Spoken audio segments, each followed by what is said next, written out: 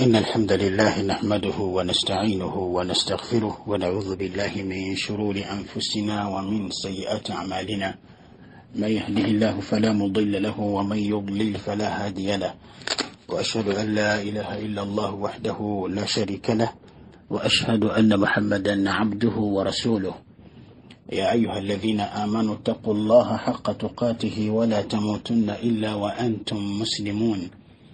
يا أيها الناس اتقوا ربكم الذي خلقكم من نفس واحدة وخلق منها زوجها وبث منهما رجالا كثيرا ونساء، واتقوا الله الذي تساءلون به والأرحام إن الله كان عليكم رقيبا. يا أيها الذين آمنوا اتقوا الله وقولوا قولا سديدا يصلح لكم أعمالكم ويغفر لكم ذنوبكم، ومن يطع الله ورسوله فقد فاز فوزا عظيما. أما بعد، فإن أصدق الحديث كتاب الله عز وجل، وخير الهدي هدي محمد صلى الله عليه وسلم، وشر الأمور محدثاتها، وكل محدثة بدعة، وكل بدعة ضلالة، وكل ضلالة في النار.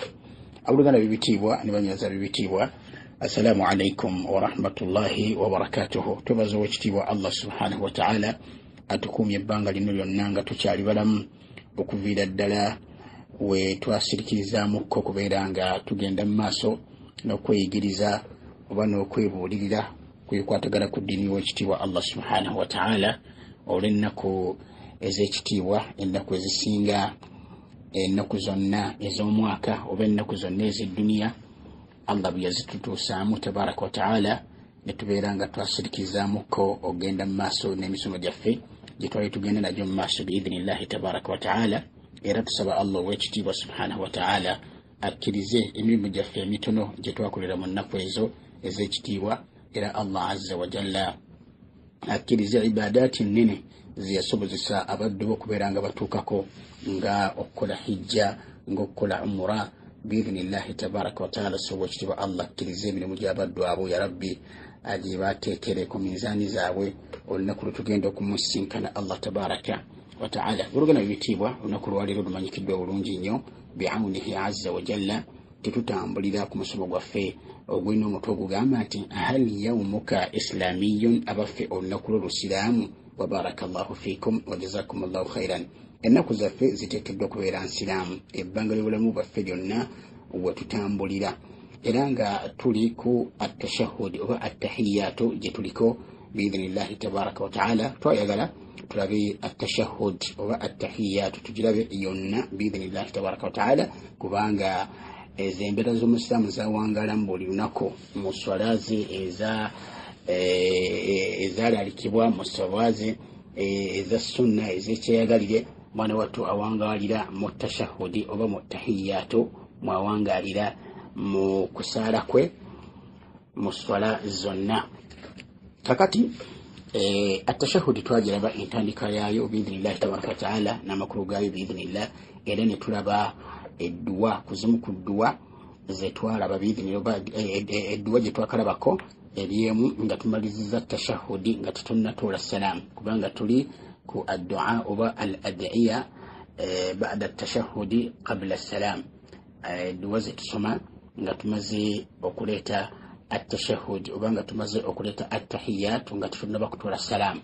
Attahiyatu oba attashahudi twagiraba yegamba nti attahiyatu lillahi wassalawatu wattayibat, assalamu alayka ayuha nabiyu wa rahmatullahi wa barakatuhu, oba assalamu ala nabi wa rahmatullahi wa barakatuhu, assalamu alayna wa ala ibadillahi salihin, ashhadu an la ilaha illa Allah wa ashhadu anna muhammadan abduhu wa rasuluhu.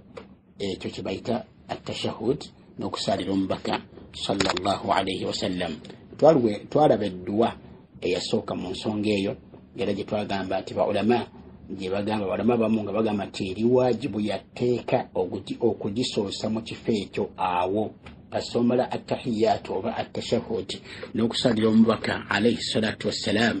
Edduwa gyozzaako yeedduwa gyozzaako gye twalaba egamba nti Allahumma inni a'udhu bika min adhabi jahannam ومن عذاب القبر ومن فتنة المحيا والممات ومن شر فتنة المسيح الدجال.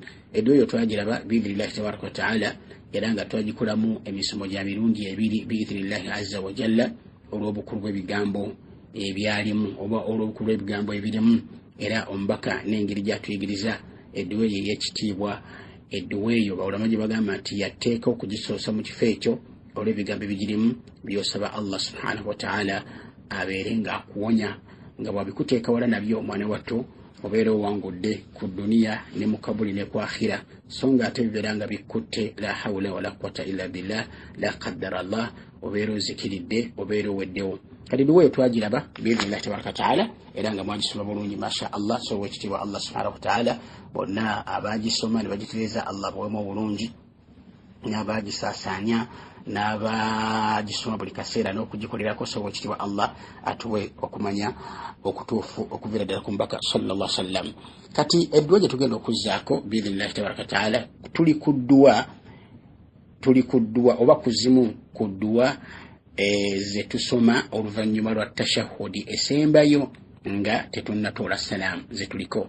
edduwa yasooka twagiraba eyo gye nfa okubasomera era gye mwasoma biidhnillahi tabaraka wataala era n'amakulu gaayo mwagamanya era mwagategeera biidhnillahi tabaraka wataala. olwaliro edduwa gye tugenda okuzzaako egamba nti Allahumma inni zalamtu nafsi dhulman kathiran wala yaghfiru dhunuba illa anta faghfir li maghfiratan min indika warhamni innaka antal ghafurur rahim.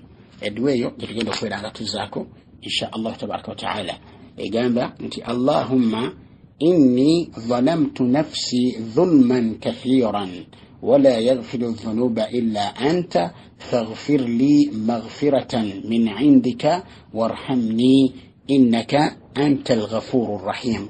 جدا ظن تلابي أما كروغايو إلى تلابي إلى محدثك إلى تلابي علي يجوغرا بإذن الله تبارك وتعالى.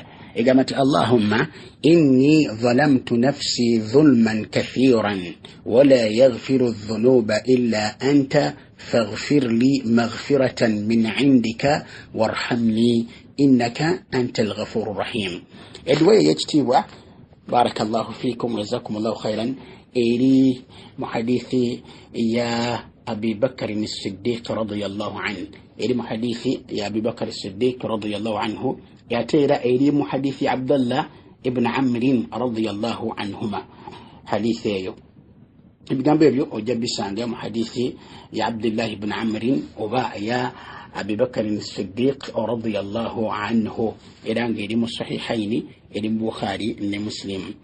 hadithi ya Abi Bakr as-Siddiq radiyallahu anhu annahu qala li Rasulillah sallallahu alaihi wasallam. hadithi ya Bukhari egamba nti Abu Bakr as-Siddiq radiyallahu anhu yagamba mubaka sallallahu alaihi wasallam ngamugamba ki amugamba nti ya Rasulullah wangu mubaka sallallahu alaihi wasallam allimni du'aan ad'u bihi fi salati, njigirizayo dua jensoma mu swala yange, njigirizayo edua jensoma mu swala yange.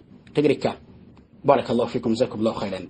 Omubaka namugamba nti qul gambanga ti Allahumma inni zalamtu nafsi dhulman kathiran. ojasanga mu riwayati ndala nga elimu nti dhulman kabiran mu kifo kya kathiran nga riwaya egamba kabiran, zolo riwaya ntuufu. Allahumma inni zalamtu nafsi dhulman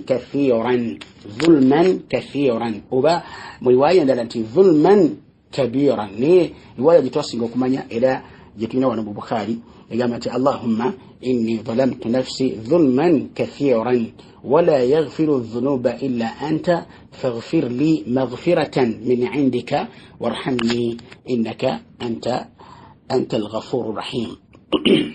حديث يو إقواتنا ندوا يفين بإذن الله تبارك وتعالى. صلى الله عز وجل جتوي جريسة أتينا يتبرينجا تسبي سنة يو الله تبارك وتعالى متفيتو تشهدي بإذن الله تبارك وتعالى. نعم kakati barakallahu fikum era hadithi eno al-Imam Bukhari yagiteeka ku mulyango ugamba nti ad-du'a qabla salam, edduwa zetusaba oba babu du'ai qabla salam, edwalo zisaba nga tetunnaba kutola salam tutegeeza nti edwalo tusobera mu tashahudi wali nga tumaze okuleta tashahudi nga tumaze okuleta tashahudi oba attahiyatu nga tumaze n'okusalira omubaka sallallahu alaihi wasallam ezimu ku dua ze tukozesaawo yeeno amakulu gaayo ga waggulu era gamaanyi ddala getaaga okubeera nga tutegeera biidhinillahi tabaraka wataala kuba osaba Allah subhanahu wataala abeerenga akusonyiwa. Allahumma ay Allah azza wa jalla inni mazimanze zalamtu nafsi neryazamanyiza omwoyo gwange oba neryazamanya omwoyo gwange dhulman kathiran obulyazamanyi obunene obulyazamanyi obungi obulyazamanyi obunene. Wano mulimu omuddu okukkiriza n'okudda eri Allah subhanahu wa ta'ala ebbanga lyonna okumanya nti mukendeevu okumanya nti akola ensobi era tewaliiwo omuntu yenna ala wajhi al-ardi atakola nsobi wala hawla wala quwwata illa billah. Mulimu kakasiza ddala ti ddala Allah gwe musonyiye era ffe tukola ensobi era tusedera ne tugwa mu nsobi. Tuzingera omubaka bwe yagamba sallallahu alaihi wasallam ati kullu ibn adam khata kullu ibn adam khata wa khairul khata'in at-tawwabun. Tibuli mwana adamu yenna musobya naye abasomi abalungi be babenenya ne badde eri omutonzi Allah tabaraka wa ta'ala. Wa barakallahu fikum jazakumullahu khairan. Kati mulimu okukkiriza n'okubeera nga oli mugonvu oli wansi okakkanye osaba Allah subhanahu wa ta'ala olwaki olwokubanga woserera ebbanga lyonna era tewali mu nsi muno agamba nti ye takolangako nsobi oba nti ye mulongo 100%. Fenna tugwa mu nsobi. Kati lwe omubaka sallallahu alaihi wasallam bigo byayigiriza Abubakari ninga Abubakari Siddiq radhiyallahu anhu amanyikiddwa okutya kwa Allah tabaraka wa ta'ala eddiini ye byonna ne omubaka amuyigiriza bino lwaki kubanga omuntu era aseerera amubuuza nti amugamba nti njigirize ebigambo byemba njogera njigirize edduwa gyemba nsaba nayo Allah azza wa jalla mu swala yange amugamba nti gamba ebigambo bino Allahumma ay Allah azza wa jalla inni mazimanze zalamtu nafsi neryazamanya omwoyo gwange dhulman kathiran obulyazamanya obungi obulyazamanya kabiran obunene kyokanga ate mukuberanga neryazamanya obulyazamanya obunene wala yaghfiru dhunuba illa anta tewali wasonyiwa mazambi okujjako gwe Allah tabaraka wa ta'ala wala hawla atenno okati awuno waliwo tawhid waliwo iqrarun biwahdaniyati llahi tabaraka wa ta'ala. Mulimu okubeeranga okkiriza obwomu bwa Allah azza wa jalla nti yekka yasonyiwa amazambi Allah subhanahu wa ta'ala era nga mu kukkiriza okwo nti Allah yasonyiwa amazambi kati osaba akusonyiwe Allah tabaraka wa ta'ala. Tegereka osaba akusonyiwe otegedde era oba ogudde mu hadithi al-Qudusi oba oli mu bigambo bya Allah biri mu hadithi al-Qudusi ebigamba nti alima ebigamba nti omuddu wange Allah gamba nti omuddu wange alima anna lahu rabban yaghfiru dhanba wa ya'khudhu bidhanb. Oba ogudde mu hadithi ya Allah tabaraka wa ta'ala hadithi al-Qudusi egamba nti omuddu wange ategedde buli wenenye mu maaso ga Allah tabaraka wa ta'ala Allah gamba nti omuddu wange ategedde nti ayina omutonzi we asonyiwa amazambi era yenenyeza eri omutonzi we era kwegamba omuddu wange ategedde nti ayina omutonzi avunaana ensobi omuddu z'abakoze era omuddu ategedde nti ayina omutonzi we asonyiwa amazambi eri avunaana omuntu abakoze ensobi. Kati tuli obulungi obw'olimu okubeera nti Allah azza wa jalla akutadde mu bantu abategedde nti oyina Allahu azza wa jalla asonyiwa amazambi oyina Allahu azza wa jalla nti bw'onoba tewenenyeza ajja kuvunaana amazambi n'osalawo n'obeera nga bwenenya okudda eri Allah tabaraka wa ta'ala kyokka ate nga byonna byengera bya Allah subhanahu wa ta'ala nga bigabira gw'abayagadde. Bameka abakola amazambi ne basigala nga bakyagakola abo ne basigala nga tebeenenyeza eri Allah tabaraka wa ta'ala. Naye omuddo wewali obukulu bw'eswala n'okutegeera eswala amakulu gayo n'okutegeera ebyo tulina okusoma mu swala bannange bwe bukulu bw'eswala buno wallahi era bwe bukulu bwa attahiyatu bwe bukulu bwa tashahhud bwe bukulu bw'edduwa zino ze tulina okuyiga n'okusoma nga tuli mu tashahhudi abaluganda bitiibwa ne banyaliza bitu tutekeyo nnyo amagezi ebintu bino wallahi tutekeyo nnyo obwongo n'amagezi n'okudda eri Allah tabaraka wa ta'ala. Ebigambo bino birabage by'okuzanya naye obisoma mu ssolo ez'olwatu obisoma mu ssolo ez'akama obisoma mu ssolo ezaalalekibwa n'eza sunna zonna kasutula tashahudi bwe pa zizino zidozo ino okusoma nabbi zeyigiriza sallallahu alaihi wasallam. Kati otegeera tibazima ddala Allah subhanahu wa ta'ala asonyiwa era bw'oba tomwonyeneza ajja kuvunaana. Kati Allah subhanahu wa ta'ala era kyagamba يقامت والذين إذا فعلوا فاحشة أو ظلموا أنفسهم ذكروا الله فاستغفروا لذنوبهم ومن يغفر الذنوب إلا الله. الله تقام تبارك وتعالى وسورة آل عمران آية آية 15 Allah ng'atenda abakkiriza abadda gyali ebbanga lyonna abirabira azamanyiza emyoyo gyabwe. Allah batenda atya? Allah agamba nti walladhina idha fa'alu fahishatan aw zalamu anfusahum dhakaru Allah fastaghfaru li dhunubihim wa man yaghfiru dhunuba illa Allah. Timazima ddala abo singa bakoze ebyonoono obanga beri azamanyiza emyoyo gyabwe mukola amazambi ne beri azamanyiza emyoyo gyabwe ne bakola amazambi mu kujemera Allah tabaraka wa ta'ala dhakaru Allah bajjukira Allah subhanahu wa ta'ala fastaghfaru li dhunubihim ne basaba Allah basonyiwa amazambi gaabwe. وَمَنْ يَغْفِرُ الذُّنُوبَ إِلَّا اللَّهُ tewali wasonyiwa amazambi okujjako Allah tabaraka wa ta'ala. Kati nawe kyokakasa wano muddu weno gy'osaba ng'ogamba Allah nti wala yaghfiru dhunuba illa anta, tewali wasonyiwa amazambi okujjako gwe Allah. Osegedde kati ogudde mu hadithi al-Qudusi ate n'ogudde mu aya y'ekitiibwa. Timazima ddala okasa tewali asonyiwa amazambi okujjako Allah tabaraka wa ta'ala gw'oyawudde mu kusonyiwa amazambi. Kati tulinga bakafiri bagenderi bafaza baabwe bantu bannaabwe kyokanga ate nabo balina agazambi gaabwe ne batandika okwogera amazambi gaabwe nayenda nakola kino nenziba nekola kino nekola kyokka gwalombojjera ebyo muntu naye alina agazambi agage. Wala hawla wala quwwata illa billah. Tulinga bakafiri tulina kudda eri Allah tabaraka wa ta'ala. Allah azza wa jalla yasonyiwa amazambi tabaraka ate nga yatulagira tubeerenga tumwenenyeza. Era omubaka sallallahu alaihi wasallam yatuyigiriza tubeerenga twenenya eri Allah tabaraka wa ta'ala abeerenga tusonyiwa amazambi gaffe.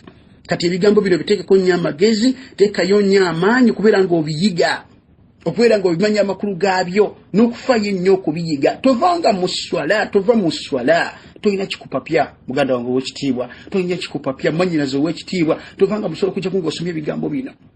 Buli kibakoonako ekibuga tova mu swala ojjako ng'osomya ebintu bino bikulu ate nga bibira mu swala. Wa barakallahu fikum wa jazakumullahu khairan. Kati munnange obeera osaba Allah subhanahu wa ta'ala kusonyiwe era ng'ozizze okusonyiwa nti kwa Allah tabaraka wa ta'ala ng'omwawudde mu nsonga eyo. Lwaki okumusaba okusonyiwa kuba kusinza ibaada gy'otalina kukyusiza kitonde kyonna okujjako Allah tabaraka wa ta'ala. Yajja okusonyiwa obwenzi, yajja okusonyiwa obubbi, yajja okusonyiwa obukumpanya, yajja okusonyiwa obulyazaamaanyi, yajja okusonyiwa buli zambi lyonna, yajja okusonyiwa bid'a n'eshiriki n'obukafiri. Allah azza wa jalla yajja okusonyiwa, yasonyiwa. Wala yaghfiru dhunuba illa Allah. Wano kyogamba nti wala yaghfiru dhunuba illa anta, tewali asonyiwa amazambi okujjako gwe Allah tabaraka wa ta'ala. Kati nno faghfir li, ay Allah nsonyiwa. La hawla wala quwwata illa billah. Oli muswala otudde boti tahiyatu esembayo otudde wallahi bino byolombojja kibula nti twetagisa nnyo okuyiga ebintu byo naye omuntu n'atula mu tashahudi eddakiika 2 salaamu alaykum wassalamu n'ogamba ya rabbi kiki kino bigambo byatamanyi abisomya ate okubimalayo mukadde mu lutimi olw'eriiso ebigambo abisomya ate okubimalayo ya rabbi abitereezezza atya subhanallah niwewuunya ni ule mbugambo obuli ebigambo omubaka byatuyigiriza sallallahu alaihi tuli mu tashahudi esembayo. Faghfirli ay Allah nsonyiwa wallahi ngo osika makulu gali ng'okaba n'amaziga nga n'omutima mwennyamivu muli eso kibala bati eswala lw'ogivaamu nga ddala mu butuufu ki olina w'ogituuseeko. Faghfirli ay Allah nsonyiwa maghfiratan olusonyiwa min indika nga luviira ddala wuwo gy'oli Allah tabaraka wa ta'ala.